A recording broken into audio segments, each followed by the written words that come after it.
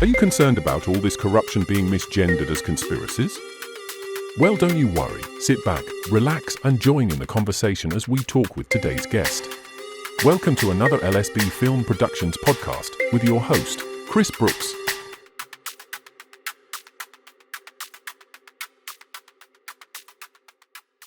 Hello and welcome to the channel. It's me, Chris Brooks, for another LSB Film podcast. Right, I've brought back on our good old friend Colin because since our last podcast, Colin's been assaulted by the police and he's going to tell us all about it.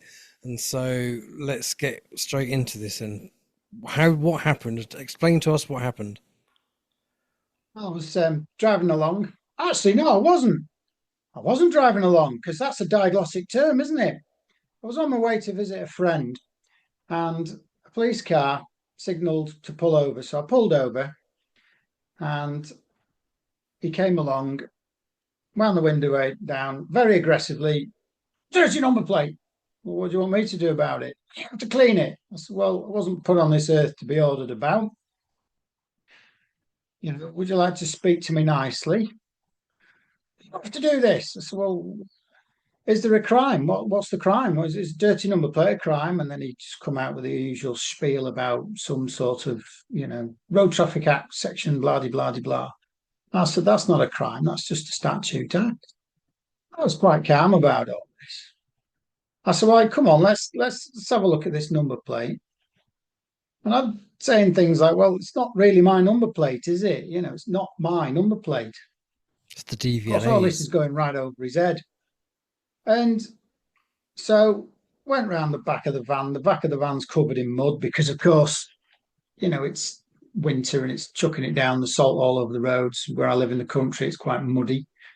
So I wiped the number plate with my boot. I says, there you go. Can you read that now? And he said, yeah. I says, right, okay, then.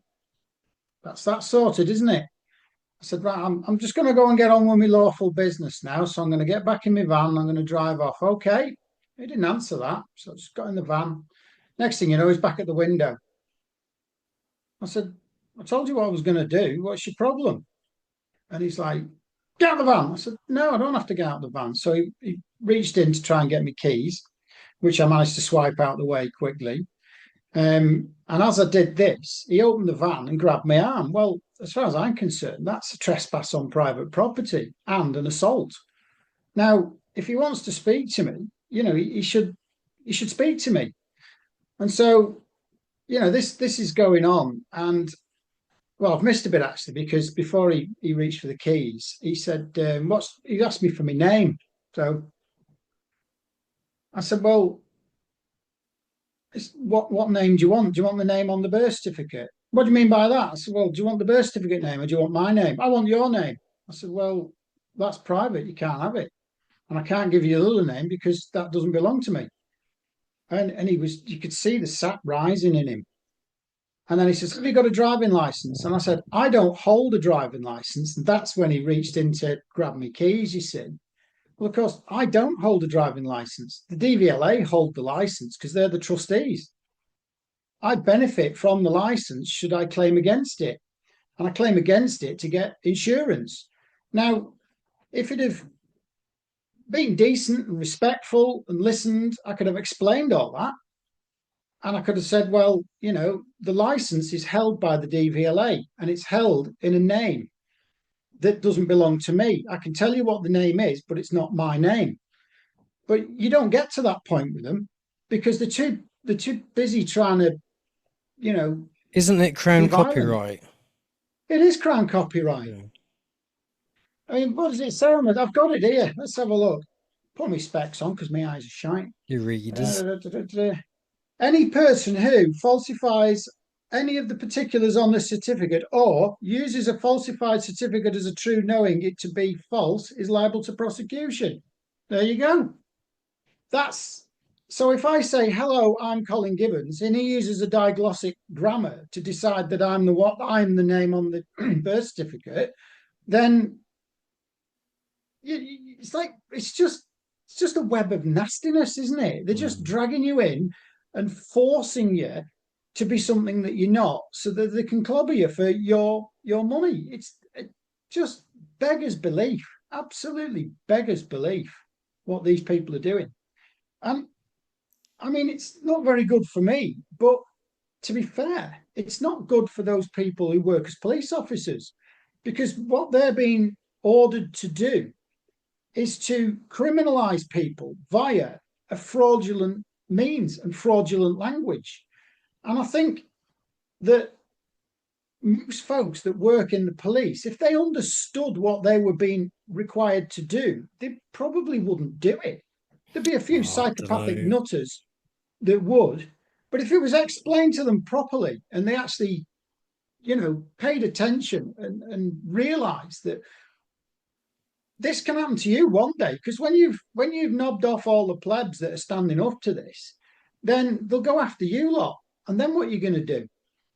Because, I mean, part of the series that we've already recorded about Masonic control systems and the world that they're constructing, I mean, I was going to get into carbon and the number 42. Well, that all goes through into silicon, and how silicon is a replacement of carbon through transhumanism, and how computing power is going to be used. Well, if you think about computers and robotics, you've seen all these sort of crazy robotic dogs that come out of blooming Silicon Valley with a Tommy gun on the top.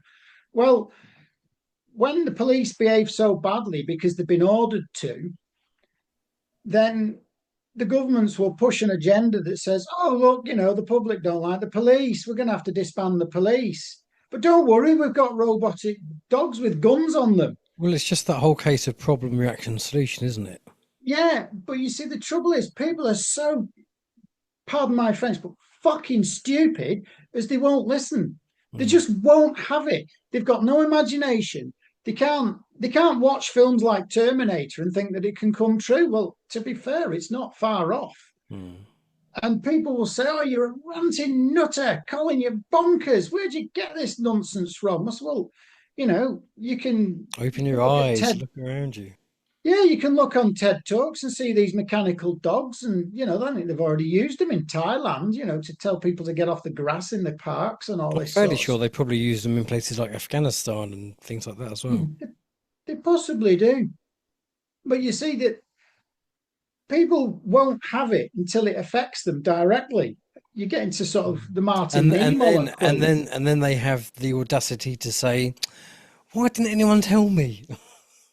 Well, yeah, what is it? First they ridicule you, then they laugh at you, then they violently oppose you. Well, I've just been violently opposed by some crazy copper who thinks he can. So what happened then? After order me about. What happened in the van then? Take us back to the van. He's trying to get me out of the van, and I'm trying to shut the door, and I'm holding onto the steering wheel so he doesn't drag me out.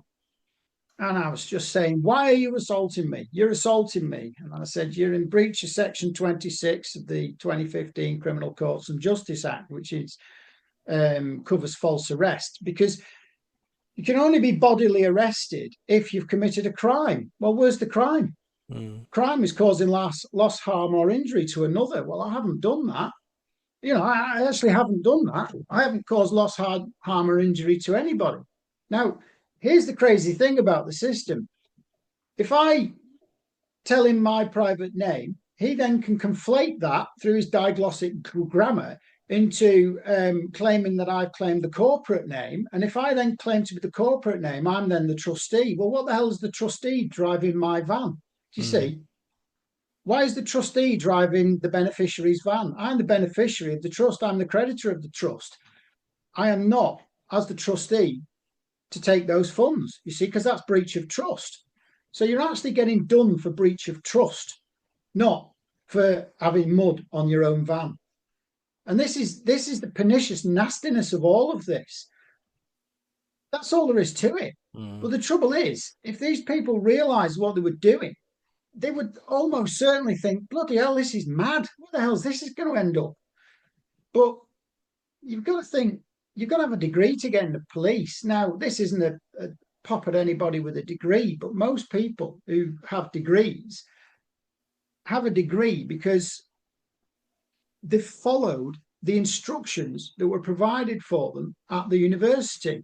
They read all the books they were told to read, and they provided their answers that were told to provide. Now, until you get to doctorate level, you're not actually developing any of your own knowledge through your own creativity. You're just regurgitating somebody else's knowledge. And if you So have a photographic memory, then you could breeze through yeah, you all can of get a it, couldn't you? degree. Because it's Yeah, like you say, it's not about what you know, it's what you can remember. yeah. I mean, I've lived a life where people say to me, "You're really clever, Cole. You're great. You can do anything. Why didn't you go to university? You could have done really well at university." No, I wouldn't have done very well at university at all. I'd have done the same as I did at school, which was stare out the window thinking, "Fuck me, I'm bored. This is crap." You know, I don't want to know what you want me to know. I want to find out for myself, which is why people appreciate me as an intelligent man, because they can see that I have the ability to observe, perceive, and form opinion of my own. Hmm. And they think I'm clever because of that. And then they think that I should then go to university. Well, all the information you're receiving at university was developed by people like me who wrote it down in a book for the benefit of others.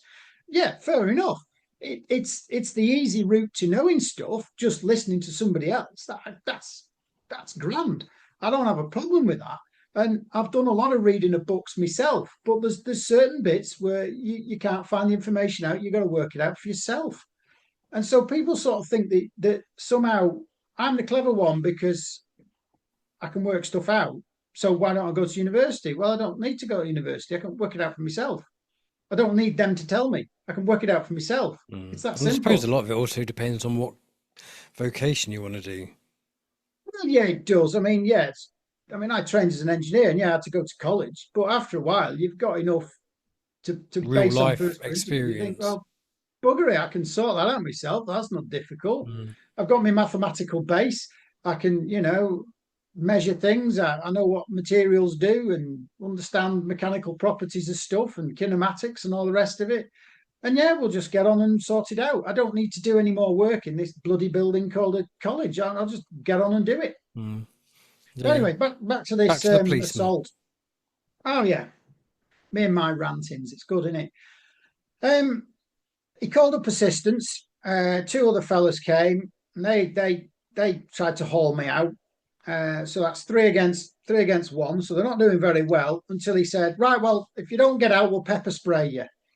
Well, as far as I'm aware, pepper spray is for police to protect themselves. Quite how they were protecting themselves by arriving in a van from afar to then grab me to drag me out of my own van.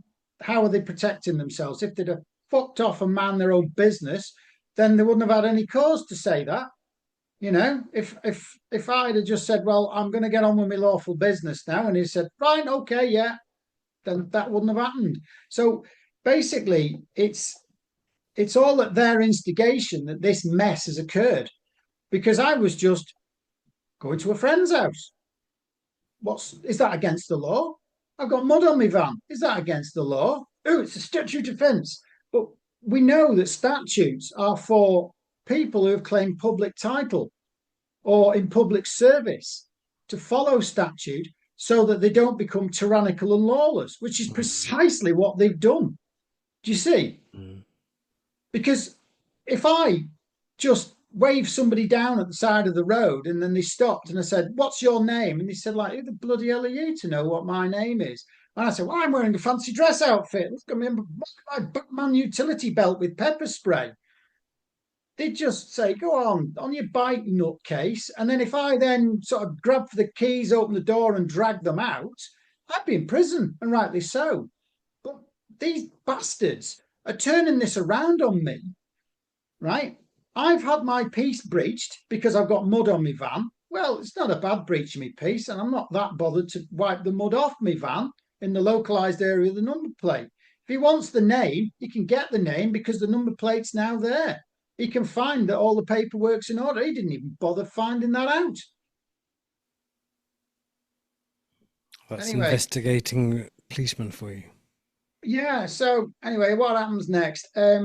Handcuffed, shoved in a van, bundled off to Kendal.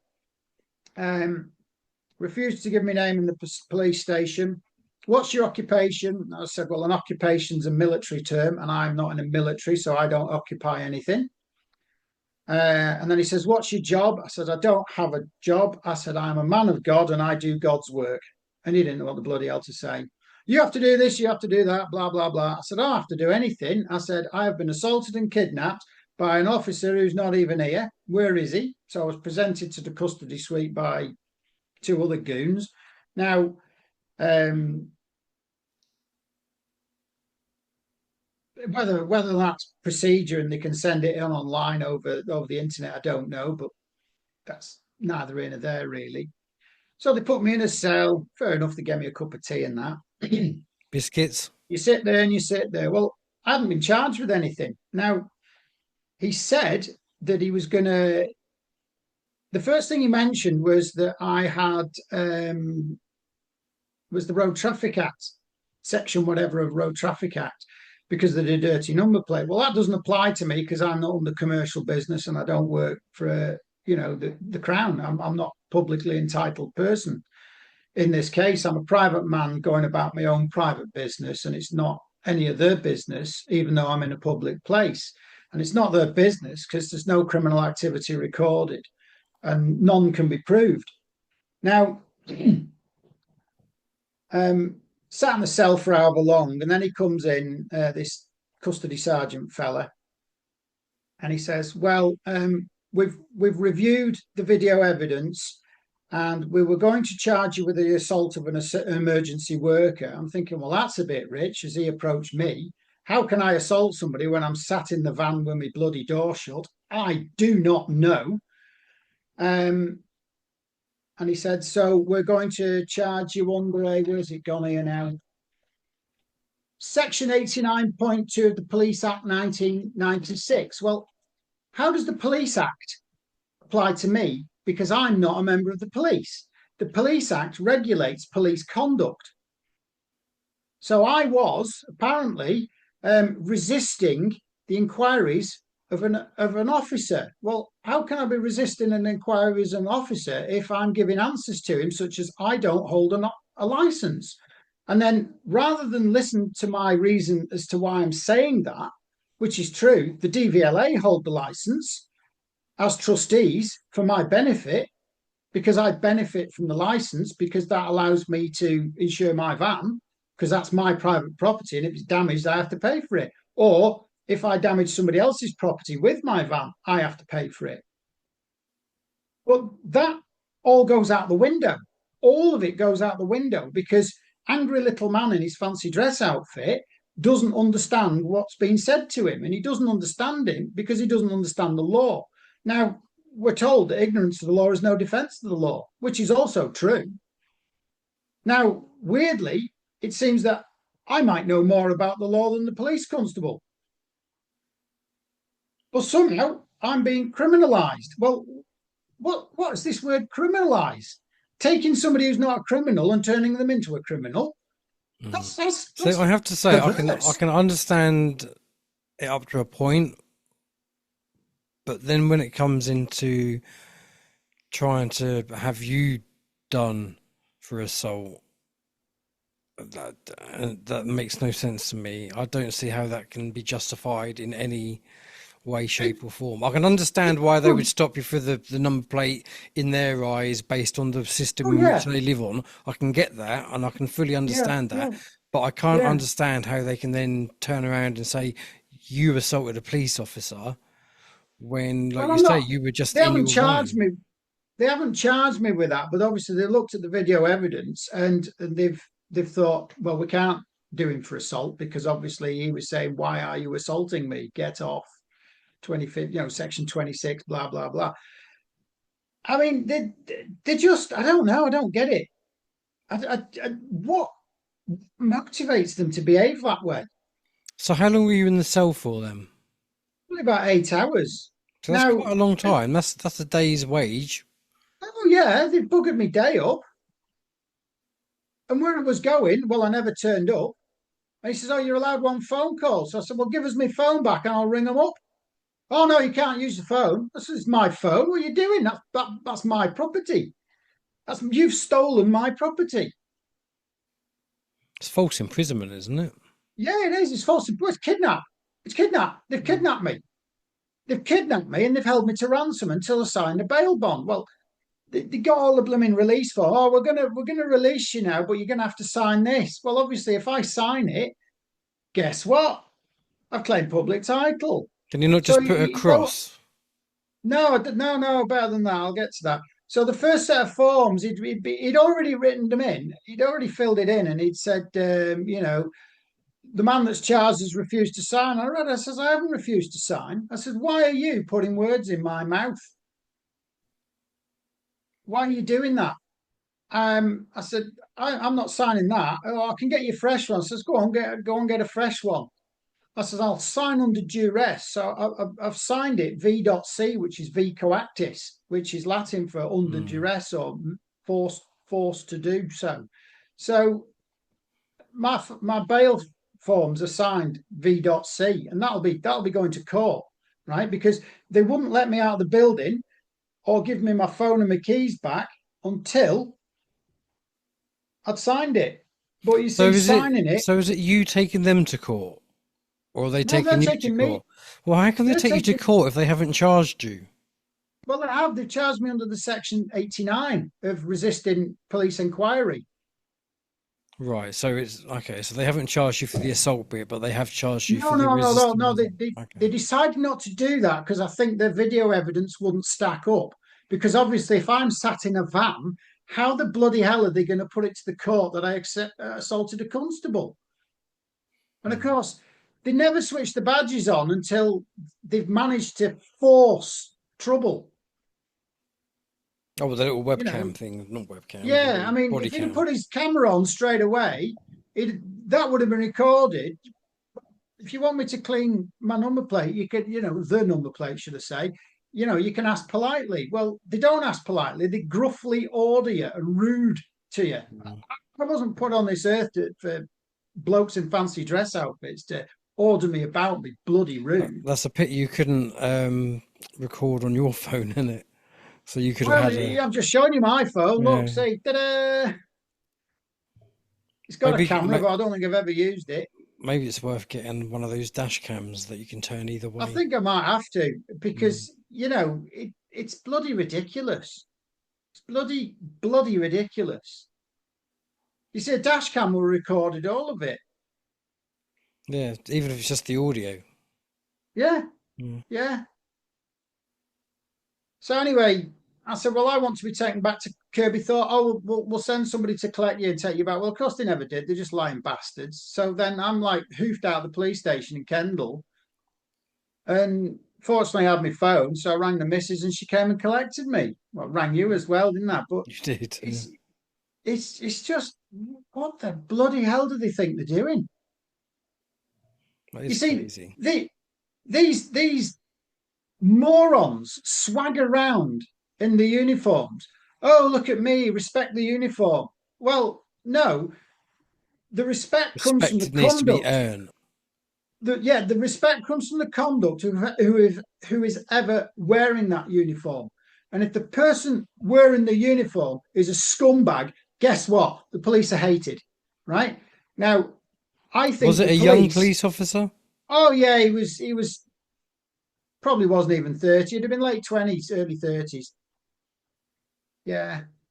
But he's just like, I mean, my friend of mine, Ian, who I mentioned you, to be fair, I've not had much contact with him for most of the last 30 years. I've seen him on occasions. We sort of drifted apart after college. He ended up as a chief superintendent and he left because of police corruption. He just wasn't having it anymore. It's like, I can't do this job. I'm off. Now, Mm. I'll be quite honest, I have no idea the reasons behind his actual resignation or what was done and said, but I know that he's sort of got some sort of non-disclosure clause. I know that from his brother Michael, who I'm good mates with. So something's gone on in his life that's just like, can't do this anymore.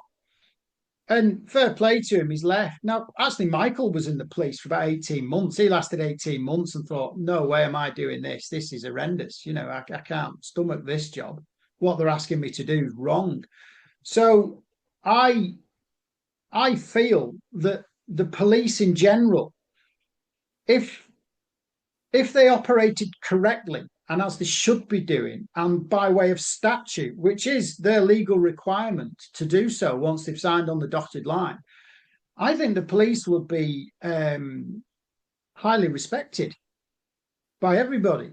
Unfortunately, I think there is a political force behind the police that's perverting their duty, so they become despised and hated because of the way they go about their duties, such as has happened to me. You know, being accused of assaulting an officer that's escalated out of all ridiculousness because of his conduct towards me for simply having mud on the back of your van. I mean, if that's not a travesty of justice, I don't know what is. Now, you if you think that's ridiculous, well, what's Keir Starmer and co going to do in the future? You know, they're going to have you may not wear a flat cap on a bloody Thursday, in which case you're stuffed. You know, because it's Thursday today, isn't it? And you're wearing your flat cap, Chris, and we don't care you're doing it in your own house and your privacy of your own house. Oh, you're wearing a flat cap. Technically, it's Wednesday, but yeah. Isn't it? Is it Wednesday? Yeah. I don't know what day it is. So I'm all right with my flat cap today. Thank you. Oh, thank goodness for that. You're not breaking the law now. Oh, we'll just change the rules. You know. Well, they do. I actually watched a clip of. I hate that smug twat anyway, but I watched a clip of him saying in the lead up to the elections, "Oh, we promised not to add a penny to the council tax. We promised not to." No, it's going up to about 20% more. You see, again, if you're getting it back into Masonic control structures and the world that they create, council tax is their world. It's their world that they've created. And all the liabilities are to their personages, their entitled persons. And the entitled person is the birth certificate name. Yeah, certificate of entry. Where is it? Certified, what's it say on the front of here? Certified copy of an entry, right? So that enters a name that they've created into the House of Commons. Well, it's not my name, it's their name. They've created it. They're liable for all charges to that name. I'm not. That's not a joke. That's the fact. You know, the Local Government Financing Act of 1880 plonk will tell you all that. So, to be fair, if those liabilities are their problem because it's their personage, it's their entitled person that's entitled to pay because that's the public name, then that's the name that has to pay. That's it. You see, this is not the actual certificate. It's a copy.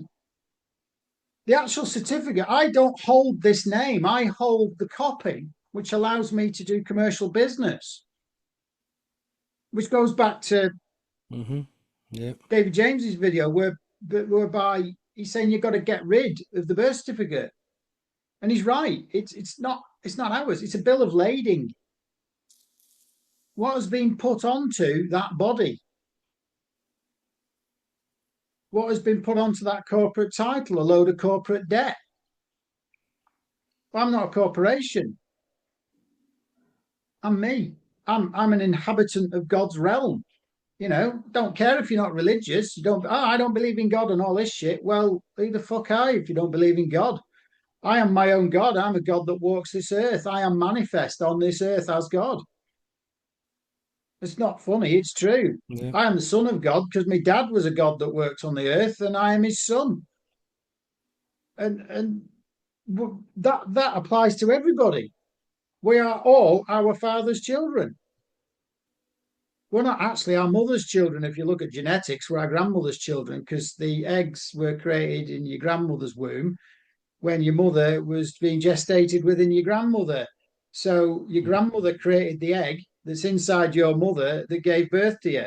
It's crazy deep, crazy shit. Like a little bit too heavy for me at this time of the morning. It's probably why they say, you know, when you get married, look at your mother-in-law because all women turn into mothers. Yeah, that's right. Yeah, and it's true. They bloody do. They bloody do. But what do you know? So when is your court case then? 17th of February Rickaby Street. So come along and see what happens. Anybody that's anywhere near, because I'm a bit lonely in all this, because most people say things like, well, rules are rules and you've got to follow rules. Yeah, but the rules don't apply to me. Well, we have to have rules. No, we don't. The law of God's in the Bible. You can follow that, and it's just basically distills to do no harm. And if you don't do anybody any harm, you haven't broken God's law. It's that simple. And it really is that simple. Mm. But the rules are put in place so that if you're engaged in a commercial contract, then you can't wriggle out of it under the law of God, because otherwise you harm the other party. That's it.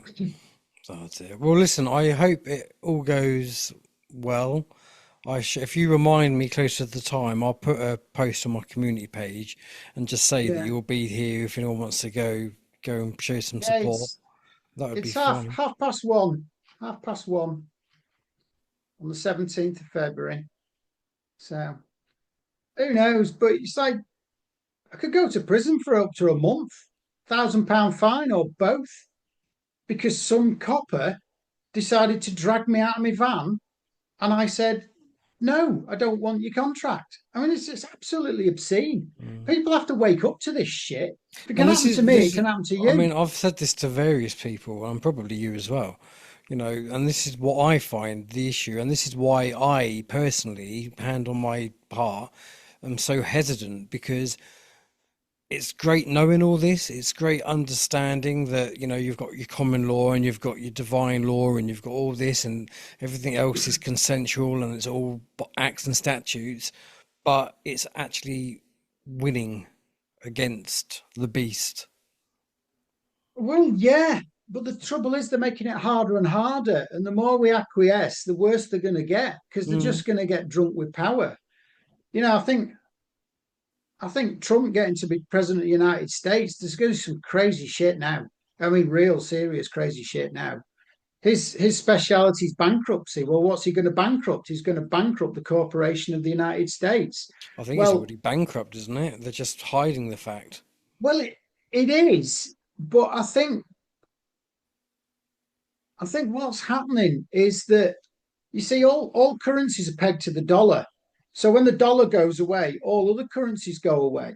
So what are the police going to charge me with? Oh, we're going to charge you with a section bloody bloody blah, and you owe us £1,000. Well, what's £1,000? It's all gone away.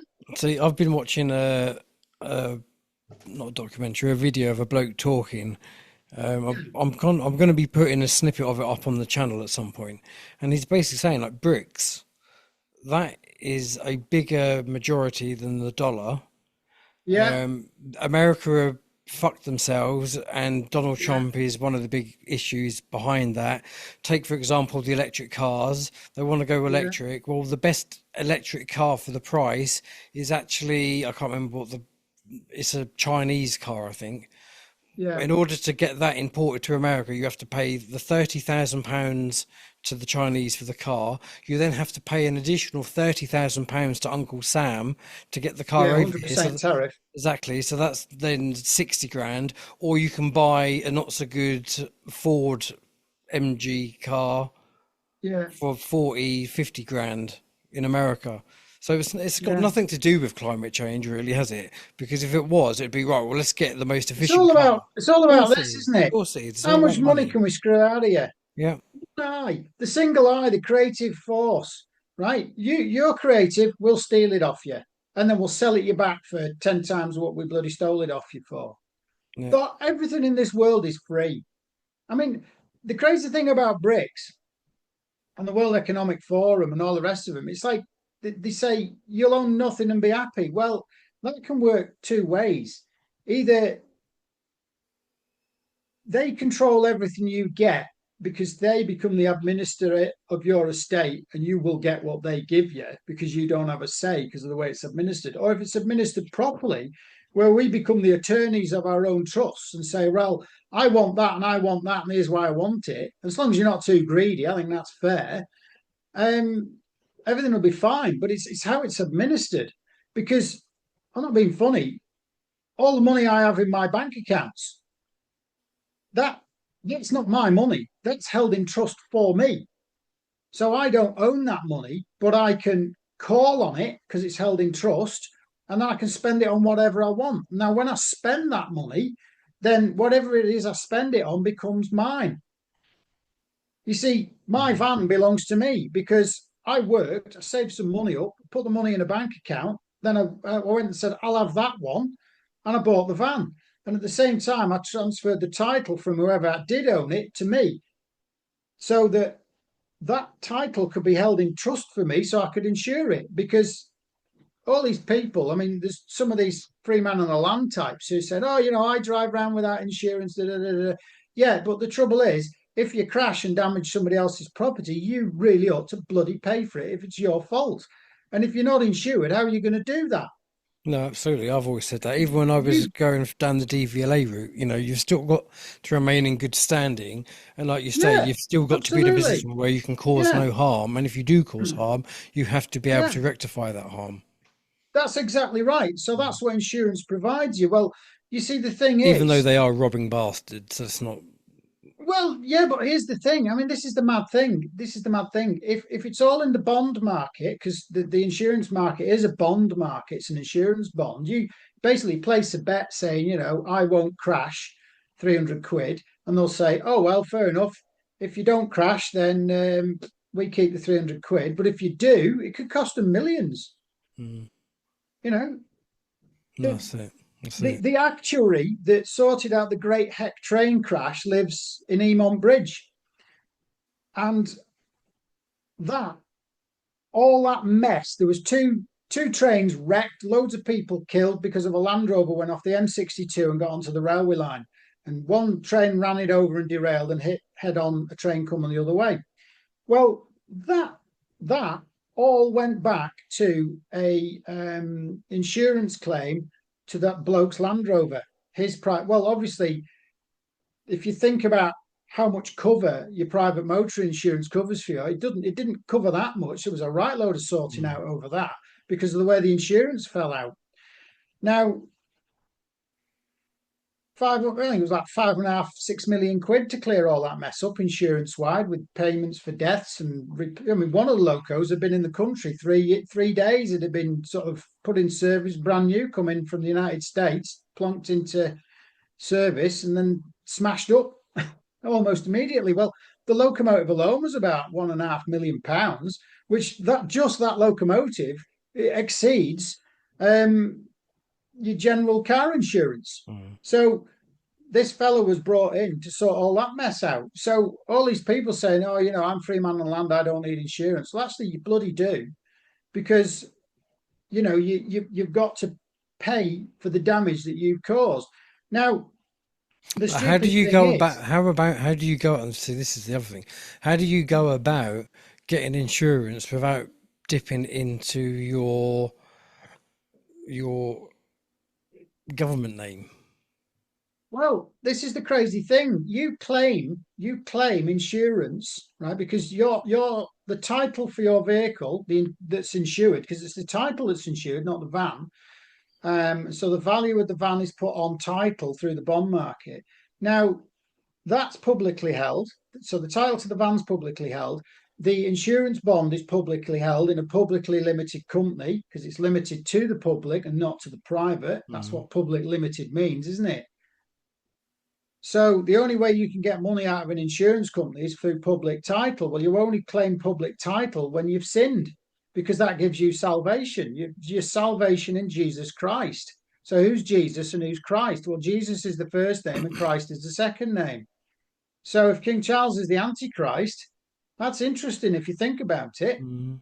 If Donald Trump's the Antichrist, think about it. Who is Christ? Christ is the public name. They are anti the public name, so they're bringing everything into the private. That's what's going on, and that's Donald Trump's bankruptcy of the United States. So you can see how it's working. Mm. So basically, if the insurance company sent to your house a bill for the insurance costs, then it's sent to the public name. So the public purse, i.e., the Bank of England, should stump up the fee and put that. They should create the funds at the Bank of England and put that into the insurance bond in the name that you claim against, not the name that you claim to be. Because I'm Colin, but I'm not Mr. Gibbons, you see. So I'm Jesus, not Christ. Yeah, that makes sense. See, when something goes wrong, people say, oh, for Christ's sakes, what's going on here? Right? Basically, it's all gone to shit and Christ has to pay. Yeah. You know, so it's all in the language. It's all telling you. It's all telling you. But again, because of the use of language and the way they twist things and take double meanings, and then they'll take one meaning as you give it to them, turn it round and push it back to you as a different meaning, making that you're then liable. That's the danger of going to court, because what name are they using? How are they using it? Why are they using it? Because I buggered it up last time. I don't want to bugger it up this time. It's going to be far more expensive and possibly a holiday in His Majesty's hotel, which I really don't want. No, absolutely. Well, listen, I wish you all the best. I'm going to have to wrap it up because I've got another podcast shortly. We'll stay in touch, obviously, and I look forward to the recap after the event to see how it goes, providing we're not doing it from a prison cell. Well, waiting a month for me to get out. You'll be fine. I'm sure you'll be fine. But for now, now, but no, you will be.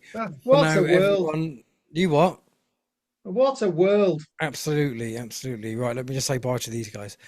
Right, so yeah, I hope you've enjoyed this. Let me know what you think in the comments as always. Take care, look after yourselves, and I'll speak to you all again soon. Bye for now. See you, folks. Bye.